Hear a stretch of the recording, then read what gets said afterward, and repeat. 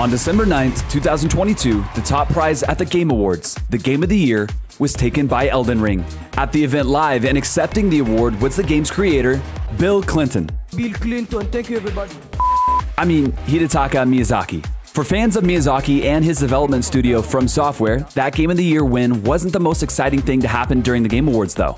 Because one of the new games revealed during the Game Awards was From Software's next project, Armored Core 6: Fires of Rubicon.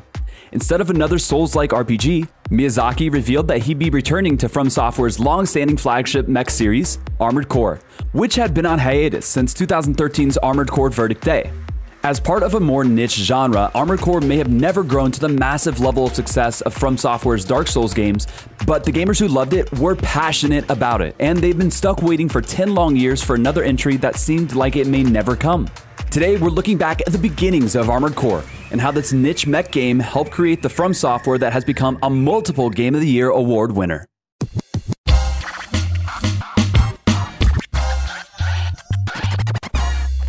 Tap tap. From Software's humble beginnings date back to the 80s and an everyday Japanese corporate salesman named Naotoshi Zen. In 1986, Zen had a motorcycle accident that left him hospitalized for months. Zen decided life is too short and he should take a leap of faith. Inspired by his passion for mechs and love of gaming, Zen founded From Software. The studio didn't begin by making games though. For most of its first decade of life, From Software focused on business software, such as a program for managing pig feed.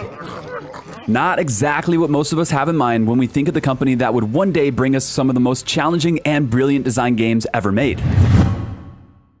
In the early 90s, Japan's economic bubble burst, and suddenly the stability of pig farming software faded away. Rather than fold under the increasing financial pressure of time, Zen decided to pivot to what he really wanted to do from the start: make video games. The Japanese gaming industry was still young at this point, and many game developers had started to mimic the anti-corporate mindset of Silicon Valley, including wearing more casual attire into the office. Not From Software though. Zen mandated that his employees come to work in impeccably tailored suits. He disliked the attitude of "it's just games." To Zen, From Software was a place for professionals to work, and he felt that by dressing and acting that way, the games they created would give off a sense of professional polish.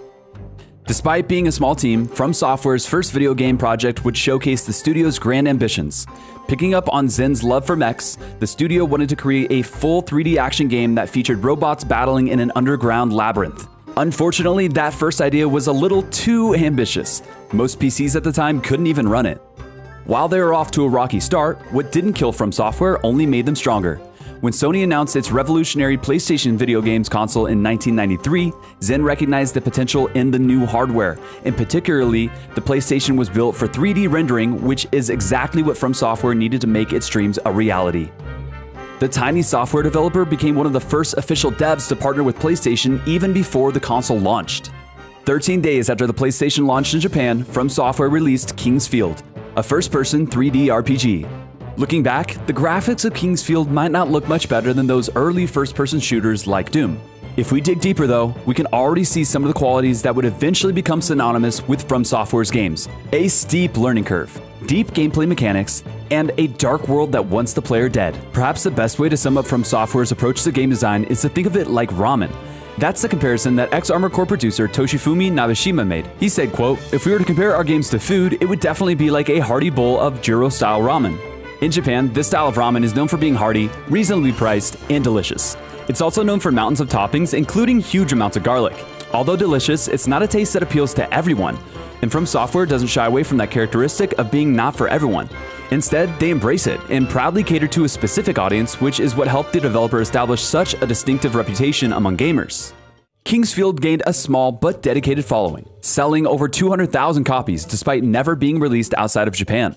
Building on that initial success, From Software released 2 sequels within a year and a half, which became the first From Software titles to arrive in North America and Europe as well as Japan. While Naotoshi Zen was excited that his scrappy little game development studio was finding success, there was an idea deep in his heart that he'd never forgotten: that original From Software game project about robots battling.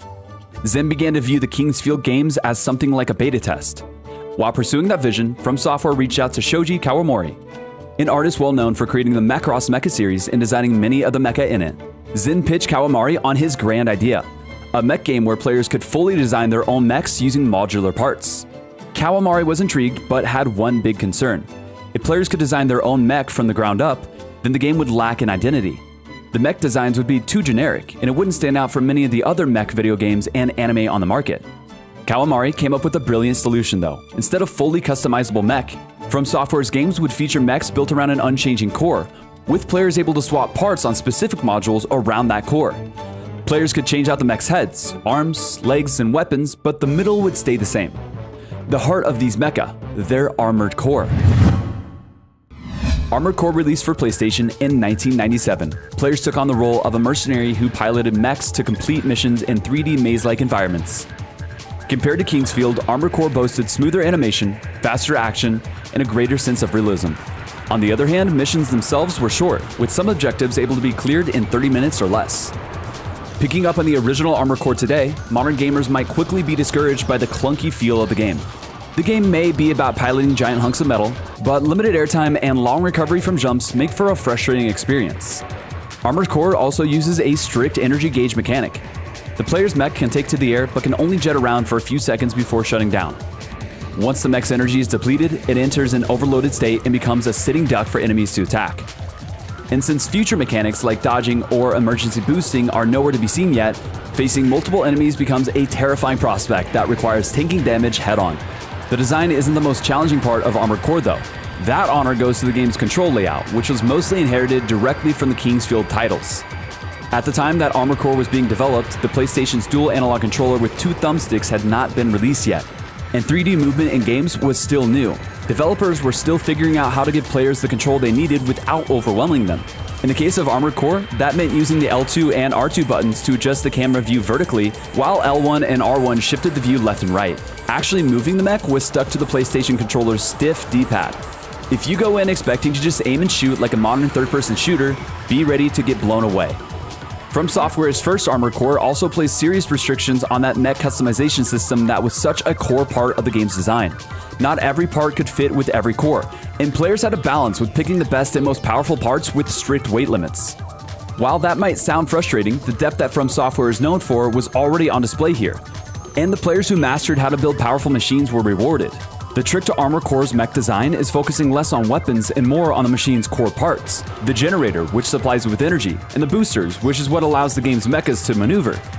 By pairing a powerful generator with a low energy booster, players could turn the flash-in-the-pan moments of power into sustained, controlled boosting. Different generators could also be equipped to help improve on specific gameplay styles, but players had to be smart about their choices. Many first-time Armored Core players fell into the trap of picking up super powerful energy weapons that could dish out major damage but would leave the mecha exhausted after a single shot.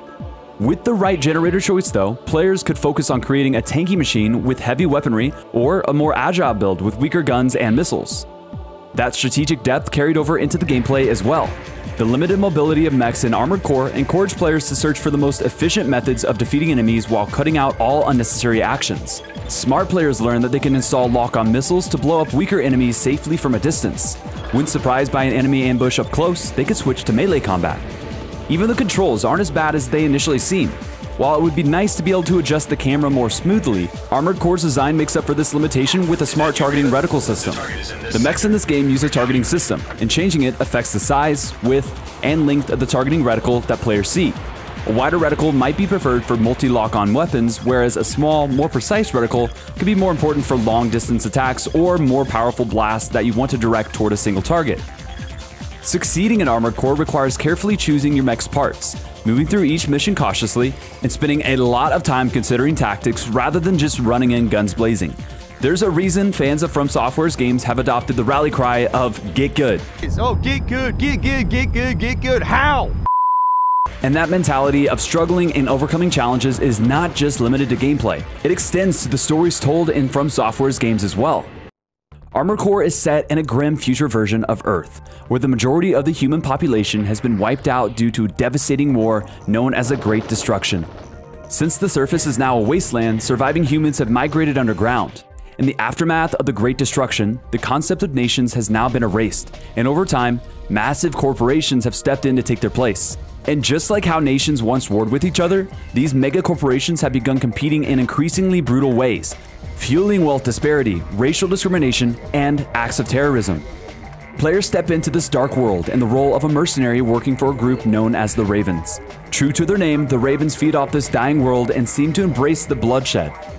Players are presented tidbits of the story via short emails sent from their employer for any given mission. But the player is essentially a grunt in these events, so it's hard to have a full picture of what's going on and what their employers are truly trying to achieve. To truly understand the plot, players have to piece together fragmented bits of information and use their imagination to fill in the gaps, an approach that has become standard for From Software's games across genres. Beyond this first entry, the Armored Core series can be roughly divided into 3 generations. A total of 11 games were released for PlayStation, PlayStation 2, and PlayStation Portable, making up for the first generation of Armored Core.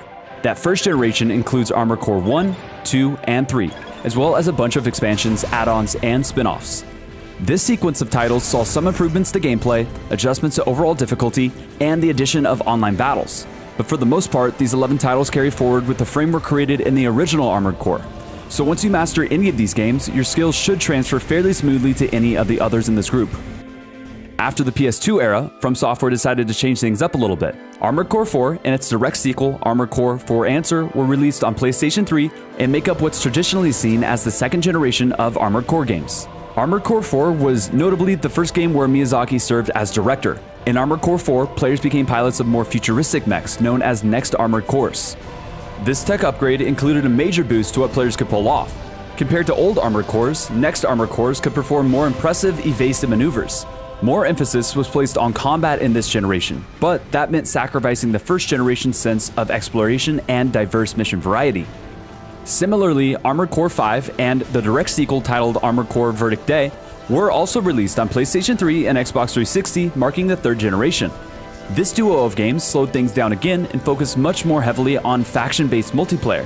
While some fans embraced the online focus and built up a squad of mech masters to take over the world, both of the third generation Armored Core games received mixed reviews and online populations dwindled before long. No global sales figures were made available for Armored Core 5 and Verdict Day, but there's probably a reason that this series went on a decade-long hiatus after these 2 games. That finally brings us back to what's next. The long-awaited revival of Armored Core in the form of Armored Core 6: Fires of Rubicon. While the new game will reportedly feature some form of multiplayer, all indications are that From Software is returning to a focus on a single-player mission-based structure. Whatever direction it ends up taking, in many ways it's a miracle that Armored Core games are still being made. From Software has blown up as a developer and has spent the last 10 years plus mainly focusing on Dark Souls and various games spinning off of that style of gameplay. For this studio to return to a game that's seen as much more niche, especially when game development costs have reached astronomical levels, it's a gutsy move. Hidetaka Miyazaki is now the president of From Software and was the director of Armored Core 6 at the start of the project before handing it off to Masaru Yamamura. During interviews about Armored Core 6, Miyazaki has discussed how the new game has cost more than what would have ever been imagined when the first Armored Core game came out way back in 1997. Given the resources invested and From Software's growing stature in the industry, Miyazaki said that Armored Core 6 will likely feature some changes to adapt to the times, up to and including a new control scheme. The hope is that this return to Armored Core can help pull in new players who may have never considered a mech game before. The mech style of game may still be considered niche, but Armored Core 6 has a huge opportunity to increase its appeal. All From Software needs to do is ensure that the new game embodies the elements that the studio has become so beloved for: an intense challenge, a sense of discovery and wonder, and a dark story and world. Then there's the features that the existing Armored Core fans have always loved about the series: strategic battles that make players yearn for conflict, and iconic mech customizations that allow players to proudly showcase their Armored Cores. Think of it like a fashion show for the mechanically inclined, and there's a growing audience for shows and movies like Pacific Rim, Gundam, and heck, even Transformers, all of whom have probably had fleeting thoughts of one day designing their own awesome robot fighting machine. Who needs superheroes when you've got Armored Cores? So even if you've never touched a mech game before, you should consider accepting Armored Core 6's invitation to flex your robot building skills and show the world what you're made of. Suit up and get ready to rock the battlefield in style as From Software reconnects with its roots. Armored Core 6 launches for PC, PlayStation 4, PlayStation 5, Xbox One, Xbox Series S, and X on August 25th.